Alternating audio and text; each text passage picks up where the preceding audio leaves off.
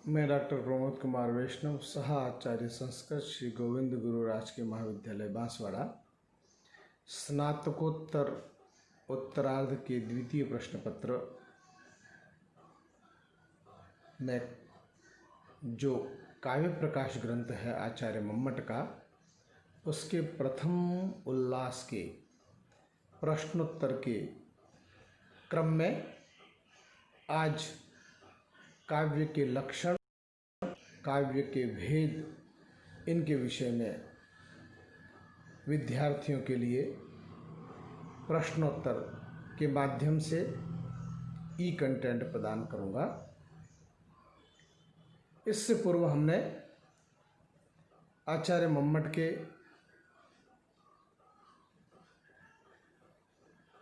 काव्य प्रकाश ग्रंथ के सामान्य परिचय में कितने उल्लास हैं, उसमें विषय वस्तु है, काव्य के हेतु क्या हैं, काव्य के प्रयोजन क्या हैं, इनके विषय में देखा। आज हम काव्य के लक्षण और काव्य के भेदों के विषय में चर्चा करेंगे। काव्य का लक्षण आचार्य मम्मट के अनुसार है, दोषो शब्दार्थो सगुणावनलंकृति पुनः क्वापि।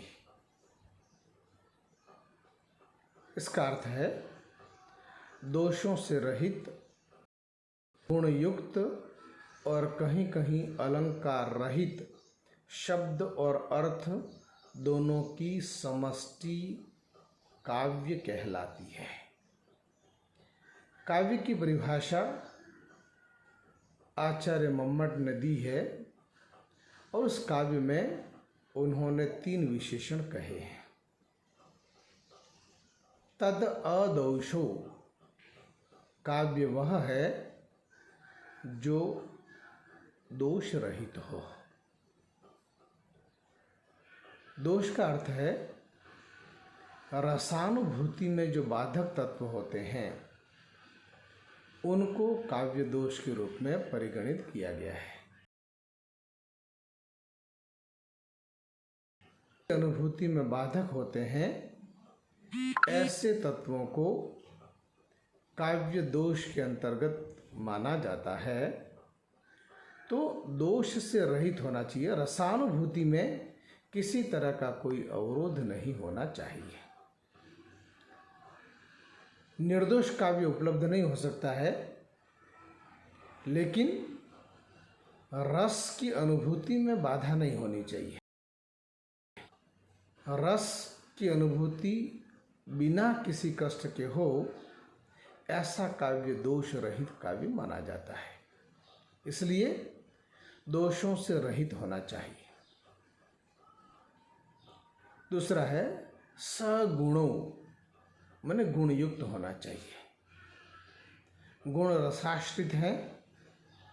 ओज, माधुर्य और प्रासाद, ये 3 गुण कहे गए हैं।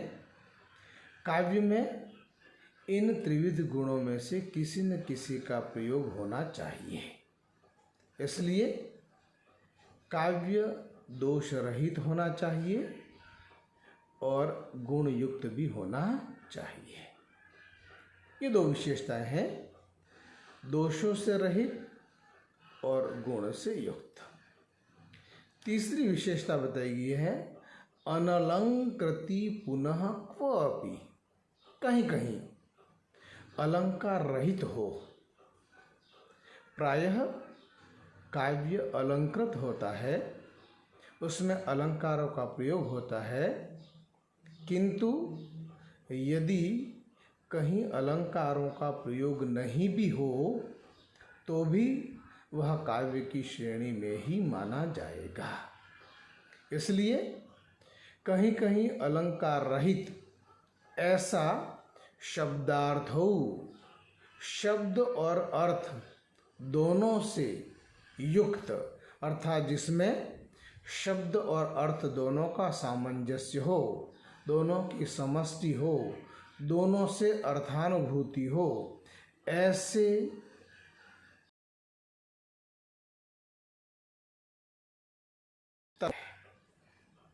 आचार्य मम्मट से पूर्व भी आचार्यों ने अनेक प्रकार के काव्य के लक्षण दिए हैं।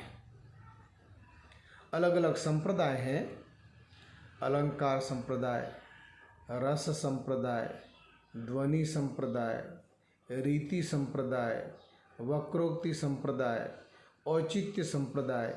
इन सभी संप्रदायों के प्रवर्तक आचार्यों के द्वारा काव्य के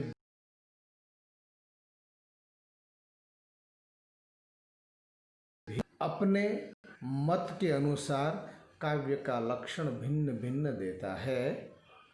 अलंकार शास्त्रीय आचार्य अलंकार को काव्य की आत्मा मानते हैं। ध्वनिवादी आचार्य ध्वनि को काव्य की आत्मा मानते हैं। रसवादी आचार्य रस को काव्य की आत्मा मानते हैं।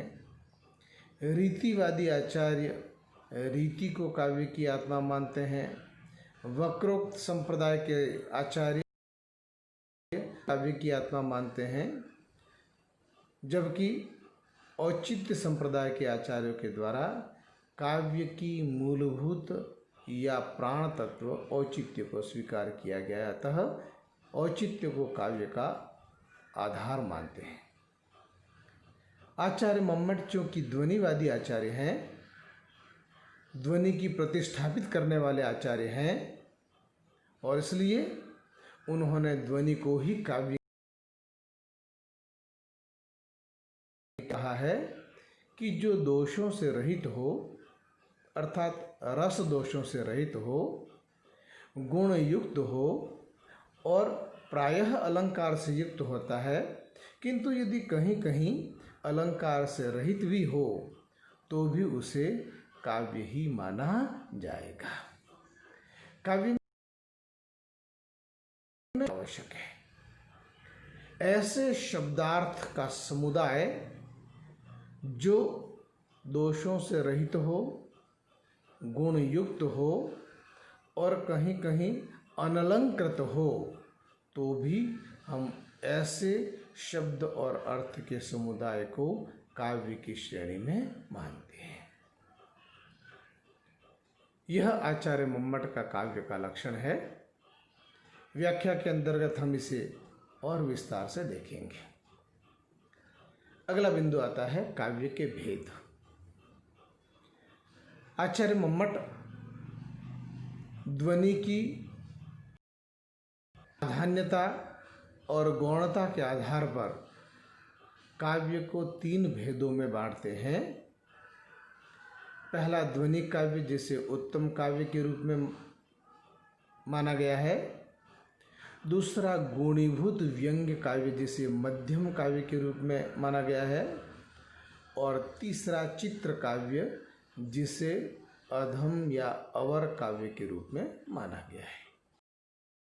आचार्य मम्मट ने ध्वनि के 3 भेद बताए हैं: ध्वनि काव्य, गुणीभूत व्यंग्य काव्य और चित्त काव्य।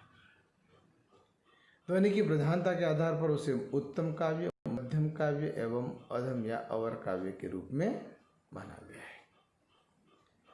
व्यंग्यार्थ की प्रधानता जिसमें होती है उसको उत्तम काव्य या ध्वनि काव्य माना है।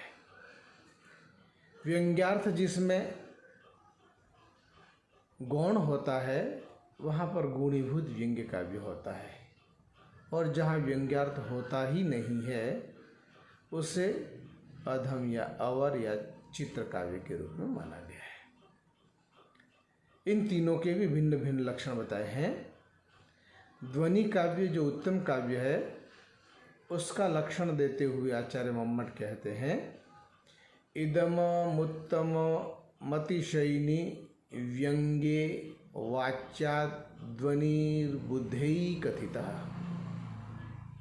अर्थात वाच्य अर्थ की अपेक्षा जिसमें व्यंग्य अर्थ की अधिक चमत्कारिता होती है, ऐसे व्यंग्यार्थ की प्रधानता वाले उत्तम काव्य को विद्वानों के द्वारा ध्वनि काव्य के रूप में परिभाषित किया गया है। अर्थात जहाँ वाच्य अर्थ गौण नगण्य होता है और व्यंग्य अर्थ की जिसमें प्रधानता होती है, ऐसे काव्य को उत्तम काव्य या ध्वनि काव्य के रूप में कहा गया है। दूसरा काव्य है गुणीभूत के रूप में कहा गया है। अतादृशी गुणीभूत व्यंग्यम व्यंग्येतु मध्यमम, अर्थात व्यंग्य अर्थ न होने पर गुणीभूत व्यंग्य काव्य होता है। विद्वानों के द्वारा इसे मध्यम काव्य के रूप में परिभाषित किया गया है। वाच्यार्थ से अधिक चमत्कारित व्यंग्य अर्थ नहीं होता है। व्यंग्यार्थ और वाच्यार्थ दोनों की जिसमें प्रधानता होती है, ऐसे काव्य को गुणीभूत व्यंग्य काव्य अर्थात मध्यम काव्य के रूप में स्वीकार किया गया है। काव्य का तीसरा भेद है चित्र काव्य, जिसे अवर काव्य भी कहा जाता है। शब्द चित्रम वाच्य चित्रम अव्यंग्यम,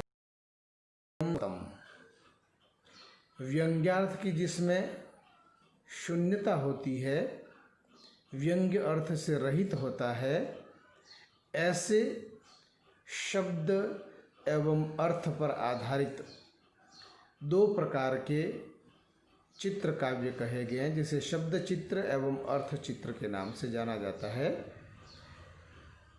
ध्वनिवादी आचार्यों ने इसे अधम या अवर काव्य कहा है।